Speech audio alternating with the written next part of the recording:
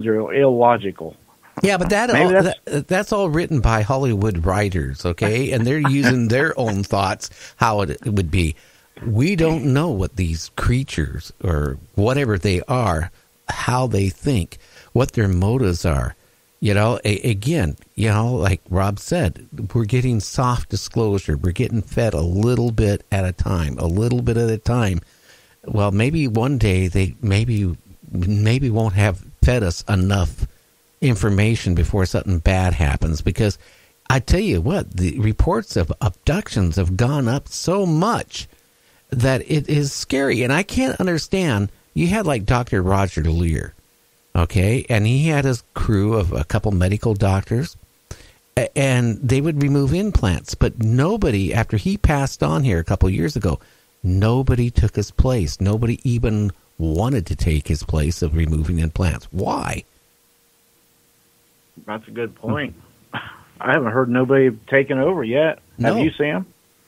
No. It could very well be something that once you start doing that, or you're the doctor that's doing that, perhaps you may become the target because you're interfering with somebody's agenda or program. Well, he went in for surgery. He had some health issues, but he was recovering really nicely. And then all of a sudden he died. Strange, isn't it? But again, it makes me wonder why. I mean, even his medical crew that was doing the surgery and removing the implants, they kind of like all stopped. Maybe they were told to. Maybe they were scared to go on. Maybe they were threatened to. They maybe were told just leave it alone. Or they could have possibly, the associates of Dr. Lear, if I'm just doing the hypothetical now, if he died abruptly and he shouldn't have, and then all of a sudden the other associates got the warning, if you don't stop what you're doing, the same thing that happened to him is going to happen to you, and they just stay tight-lipped about it. I can see a scenario like that, possibly. Well, I can. I mean, here he had surgery. It wasn't a major illness he was, but, he had a health issue. But then he was recovering fine. Then, boom, he died. Well, you know what? That was a perfect time if you were going to get rid of somebody to get rid of him. Because they can sit there and say, oh, it was his health, it gave out on him and he died. Oh, we don't know. But I just don't understand with all these people coming and saying, I've been abducted, I've been implanted. Why isn't there somebody in there doing what he did and going through and doing x-rays and scans and ultrasounds and verifying these people had implants and removing them? No, they're not. That's what I'm saying. Something is not kosher here.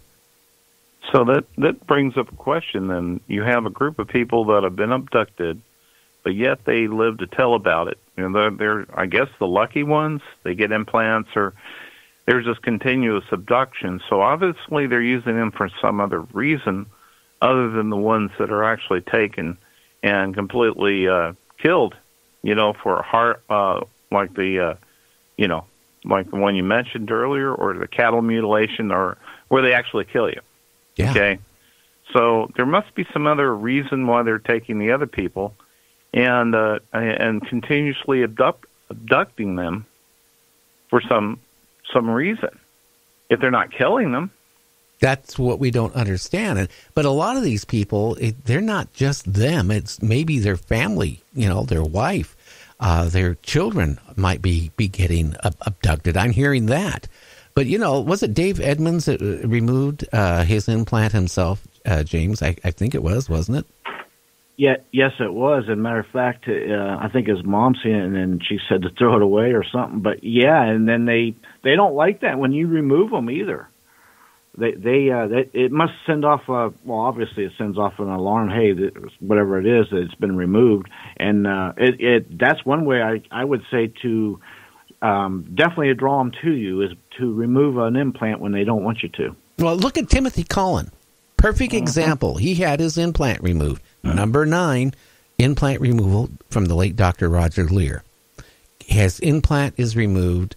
About a year later, him and his wife are driving back into town, and he said a UFO off the side of the mountain came swooping down in front of his vehicle. Remember that, James?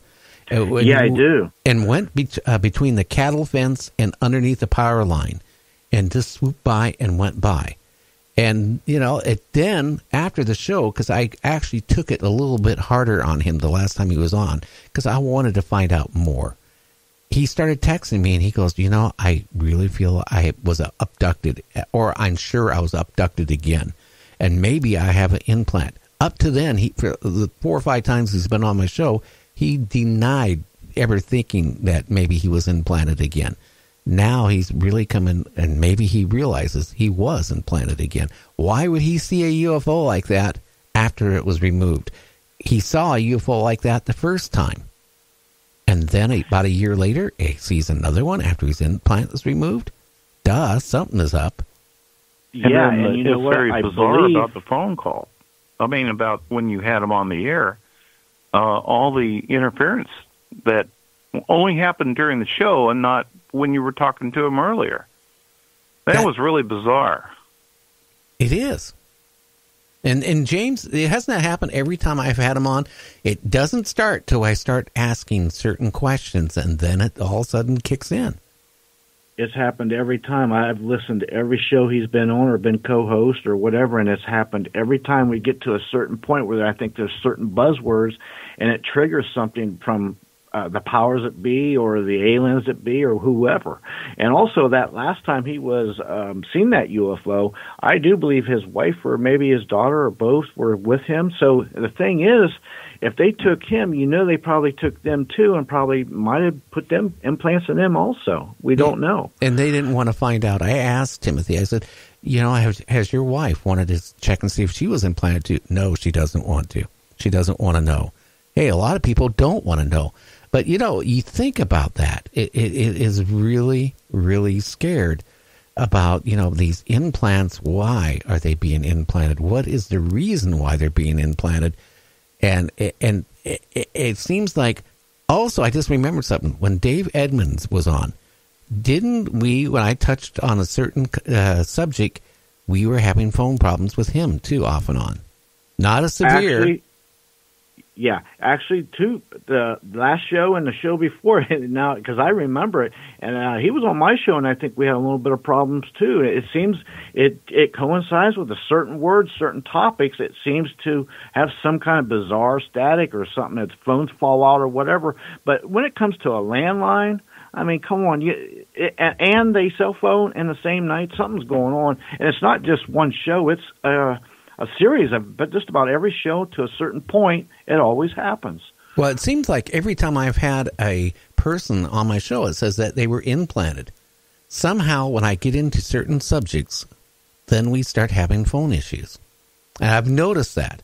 And I've been going, during the day, James, I go and listen to prior shows. And I've been kind of focusing on that. I've been going back and listening to some of these shows where people were claiming they were implanted. And not all of them, but a lot of them, certain key words when I started talking about their implants, and, the phone started screwing up. Yeah, there's certain buzzwords, and even, I believe Sam even noticed the last time that Timothy was on. Didn't you notice something, too? You listened to that show. What was your opinion of it, Sam, when you heard we get certain points and it would break up? Oh, and it was just multiple. I mean, first tried the landline, and then we tried I think his cell phone, and had to go back and forth. But you just made me think of the incident I told you about a few days back about the couple that was down in Oregon that showed me the pictures of the cattle mutilation on their property. Uh-huh. The same individual. I don't want to reveal his name, but he came down to a particular city where we were doing interviews about Bigfoot and all that, and when they tried to, he mentioned every time they try to record him or that he's doing an interview, we're trying to do video of him, and it just distorts into static, or we try to do audio, and it just doesn't come through. So do you think possibly that there's a connection with the mutilations that are taking place on this property, and perhaps maybe they have an implant because it's in close proximity? I don't know, but it just occurred to me that maybe there's a connection here. I think it could be. It could very well be. Absolutely. I mean, why would they go onto your property and go to your cattle like in bulls and stuff like that and mutilate them on your property and then just take off? I think too these mutilations with humans are more prone, at least finding the bodies like in Argentina, Brazil, all over the South America, more than in this country, because in this country, at least they're finding the bodies there. This country here, at least, and maybe the authorities are hiding it. When they run across a mutilated person, they just don't report it and just report them as missing. Could that be a thing? Very well could be. Or maybe they're the bodies that don't come back, that maybe they're using them for, well, you've said it before, serve man. Maybe they're using them to eat. I don't know. But something is going on. When these people, do you know that 60,000 people, that's a football field full of people. You're talking a mass, that's a body of mass of people. That's got to go somewhere. You just can't put that over in the corner somewhere. That's a lot of volume. Well, how about after 5 years? How many people is that times 5 years? And that's being conservative, the amount, that number. Let's say it's double that number. Okay, you remember, I'm sorry. Go ahead. You remember Rob was talking about the soft disclosure earlier. And, they're talking also about exposing humans slowly to something, like you can give them poison and they'll just eat it until it either kills them or whatever, it changes them. I'm just wondering if these abductions are steadily increasing over time, leading up to kind of the massive infiltration of beings within our society, and they'll just continue to abduct the people and do the invasion of the body snatcher thing where people get replaced or whatever's happening to people. I still think that there's the hybrid program going on, and I think there's people that are here that aren't quite the 100% human stock. And I think it's all part of what's going on with the alien abduction as well, especially the ones that are returned and the ones that seem to take an interest in the human embryo and the eggs and stuff, because I don't know what they're doing afterwards. Are they raising babies on these ships and getting to the point where they're hybrid enough, where they look human enough, where they can put them back in society? I don't know. I mean, it's something to think about. I don't know. Someday we might find out. Unfortunately, our time is almost up. But unfortunately, by the time we find out, it might be a big shock to every civilized human on this earth. And they're going to wonder, like, oh, my God, what are we going to do? Well, there might not be anything we can do at that point. But Rob mentioned mines. In his area, there's some mines, and he actually figured out if something goes bad, where he's going to head to. Mm-hmm. I don't blame him. Yeah. I don't either. All I got's a basement. I don't think that's going to work. I got my closet with no light. Oh, boy. Well, guys, I tell you what, the show wrapped up really fast. That's why I even think a 4-hour show starting here in a month, we're going to find 4 hours flying by like this.